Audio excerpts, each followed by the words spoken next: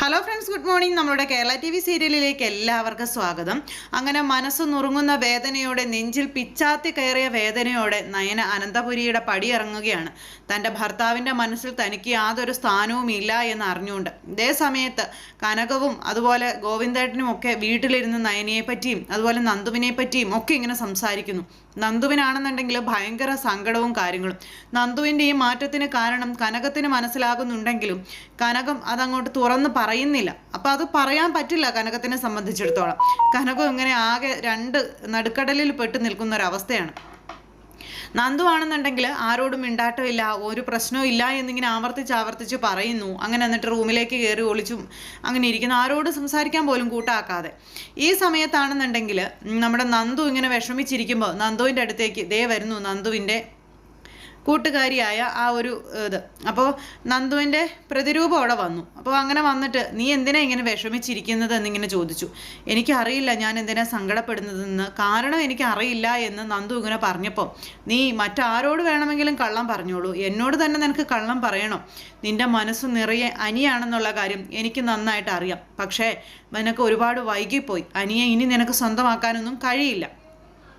കണ്ടെടുത്തോളം അനിയും അനാമികയും തമ്മിലുള്ള ഒരു വിവാഹം നടക്കുന്നതായിട്ടാണ് എനിക്ക് തോന്നുന്നത്. അതുകൊണ്ട് തന്നെ ഇനി ആ ഭാഗത്തേക്ക് നീ ചിന്തിക്കാതിരിക്കുന്നതാണ് നല്ലത്. അതുമാത്രമല്ല ആ ഭാഗത്തേക്ക് നീ പോകാതിരിക്കുന്നതാണ് നല്ലതെന്നൊക്കെ പറഞ്ഞ് പ്രതിരൂപ ഇങ്ങനെ പറയണു.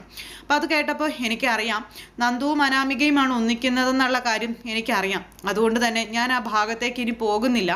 ഞാൻ അങ്ങനെ തന്നെയാണ് തീരുമാനിച്ചിരിക്കുന്നത്. എൻ്റെ മനസ്സിൽ അങ്ങനെയൊന്നും ഇല്ല തുടങ്ങിയ കാര്യങ്ങളൊക്കെ ഇങ്ങനെ പറഞ്ഞ് ഇവർ ആ ഒരു ഇതിൽ സംസാരിക്കാം. നീ ഇപ്പോൾ പറയുമ്പോൾ പോലും നിന്റെ മനസ്സ് ഇപ്പോഴും അവിടെയാണ്. നിന്റെ മനസ്സിൽ നിന്ന് അനിയെ പറിച്ചു കളയാൻ നീ ശ്രമിക്കുന്നില്ല, നിനക്ക് കഴിയുന്നില്ല തുടങ്ങിയ കാര്യങ്ങളൊക്കെ ഇങ്ങനെ പറയണു. അപ്പം അതൊക്കെ പറയുന്നത് കേട്ട് കഴിഞ്ഞപ്പോഴും ഇല്ല, ഞാൻ എടുത്ത തീരുമാനം ഉറച്ചതാണ്. ഇനി എൻ്റെ ജീവിതത്തിൽ എനിക്ക് യാതൊരു സ്ഥാനവും ഇല്ല. ഒരു ഫ്രണ്ട് എന്ന നിലയ്ക്ക് പോലും ഞാൻ അനിയെ കാണാനോ സംസാരിക്കാനോ സൗഹൃദം കൂടാനോ ഒന്നും ശ്രമിക്കില്ലെന്നൊക്കെ പറഞ്ഞു. അങ്ങനെയൊക്കെ ചെയ്യാതിരുന്നാൽ നിനക്ക് തന്നെ നല്ലതാണെന്നൊക്കെ പറഞ്ഞു പ്രതിരൂപ ഇങ്ങനെ നന്ദുവിനെ കുറേ ഉപദേശിക്കുക. അങ്ങനെ നന്ദുവും പ്രതിരൂപവും കുറേ നേരം സംസാരിച്ചു. അങ്ങനെ അത് കഴിഞ്ഞ് പ്രതിരൂപ അങ്ങ് മാഞ്ഞുപോയി. നന്ദു ഇങ്ങനെ വിഷമിച്ച് അവിടെ ഇരിക്കുന്നു. ഇത് കഴിഞ്ഞപ്പോഴേക്കും വീണ്ടും അനന്തപുരിയിൽ അവിടെ നമ്മുടെ നയനയെ കാണാതായതിൻ്റെ ആ ഒരു സംസാരവും കാര്യങ്ങളൊക്കെ ഇങ്ങനെ കാണിക്കുന്നത്. അപ്പോൾ ആദർശാണെങ്കിൽ ഭയങ്കര വിഷമത്തിലാണ് നയനയെ കാണാത്തതിൻ്റെ പേരിൽ. അവൾ എവിടെ പോയി എന്നറിയില്ല. ഈ സമയം കിട്ടിയ അവസരത്തിൽ ജലജയും അതുപോലെ ദേവയാനിയും കൂടെ ചേർന്നിരുന്ന് അവരെ രണ്ടുപേരെയും ഉപമിച്ചുകൊണ്ട്, അതായത് നമ്മുടെ നയനയെയും അതുപോലെ നവ്യയെയും ഒരേ ത്രാശിൽ തൂക്കിക്കൊണ്ട് സംസാരിക്കുന്നു. ഇവളുമാർ രണ്ടുപേരും ഈ കുടുംബത്തിന് അപമാനമാണ്, ശല്യമാണ്, അതാണ് ഇതാണെന്നൊക്കെ പറഞ്ഞു മിണ്ടാതെ അങ്ങ് ഇറങ്ങി പോയേക്കുവാണെന്നൊക്കെ പറഞ്ഞു.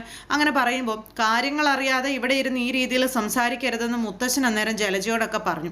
അല്ലച്ചാ, രണ്ടുപേരും തമ്മിൽ ഈ രീതിയിലൊക്കെ ഇനിയിപ്പോൾ ഇവിടെ എങ്ങാനും നിന്നപ്പോൾ ഇവളെ തട്ടിക്കൊണ്ടു പോയതുപോലെ ഇനി അവളെയും തട്ടിക്കൊണ്ടു പോയതായിരിക്കോ എന്നൊക്കെ അങ്ങനെ പറയുന്നു. ചേട്ടത്തിയും അനിയത്തിയും തട്ടിക്കൊണ്ടു പോകാൻ ആൾക്കാർ ക്യൂ ആണല്ലോ എന്നൊക്കെയാണ് ജലജ പറയുന്നത്.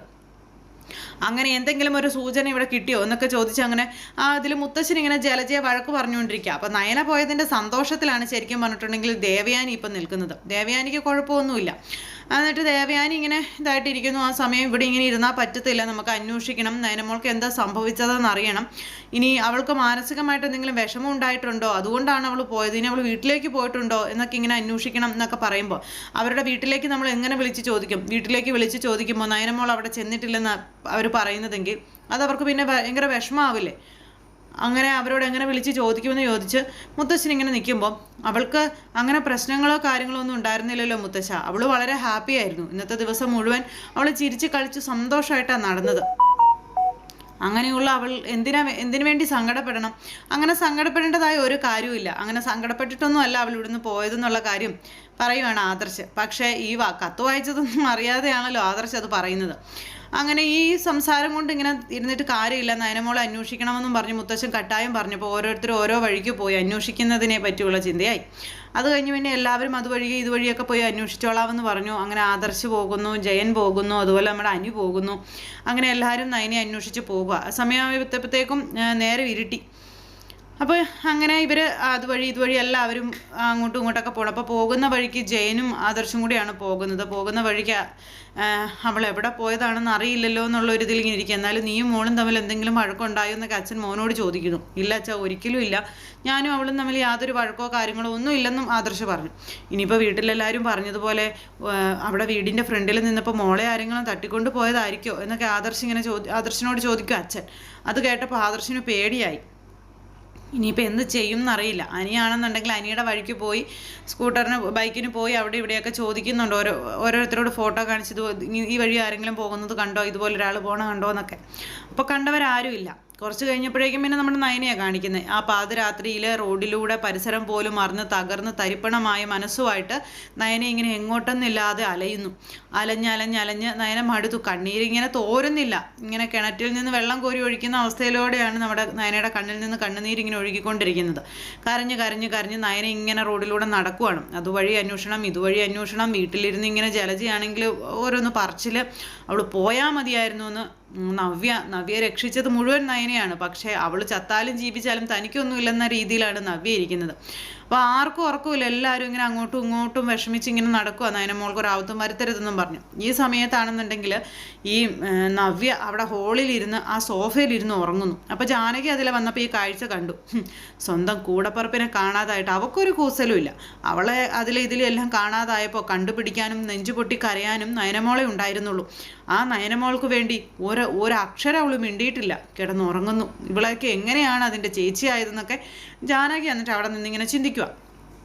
ഞാൻ ജാനകി അങ്ങ് പോയിട്ടോ. പിന്നെ ഇവർ അന്വേഷണം തുടരുന്നു. ഈ സമയത്ത് അവിടെ കനകവും അതുപോലെ തന്നെ ഗോവിന്ദേട്ടനും കൂടി ചേർന്ന് ഇങ്ങനെ അവിടെ ഒരു ഫയലും കാര്യങ്ങളൊക്കെ എന്തോ ഒരു പേപ്പറൊക്കെ എടുത്തിങ്ങനെ, അതായത് ഇവരുടെ അവകാശത്തിൻ്റെതായ കാര്യങ്ങൾ, മക്കൾക്ക് കൊടുക്കേണ്ട കാര്യങ്ങളൊക്കെ എടുത്തിങ്ങനെ സംസാരിച്ചുകൊണ്ടിരിക്കുന്ന സമയത്ത് ആദർശ് വിളിച്ചിട്ട് എന്തൊക്കെ അമ്മയോട് വിശേഷമൊക്കെ ചോദിക്കുക. അപ്പം നന്ദു എവിടെ അങ്ങനെയൊക്കെ ചോദിച്ചു. അപ്പോൾ അവരെ വിളിച്ചു കഴിഞ്ഞാൽ അറിയാം നയനെ അവിടെ ചെന്നിട്ടുണ്ടെങ്കിൽ അവർ പറയുമല്ലോ എന്നൊക്കെയുള്ള ഒരു ഇതിൽ ഇങ്ങനെ ആ ഒരു മൈൻഡിലാണ് ആദർശ് വിളിച്ച് ഫോൺ എടുത്തു സംസാരിച്ചു. അപ്പോൾ നന്ദു എവിടെ വിശേഷമൊക്കെ ചോദിച്ചു. അപ്പോഴും നയനെ അവിടെ ചെന്ന രീതിയിൽ അവർ സംസാരിക്കുന്നില്ല. അപ്പോൾ തന്നെ ആദർശിന് മനസ്സിലായി നയനെ അവിടെ ചെന്നിട്ടില്ലെന്ന്.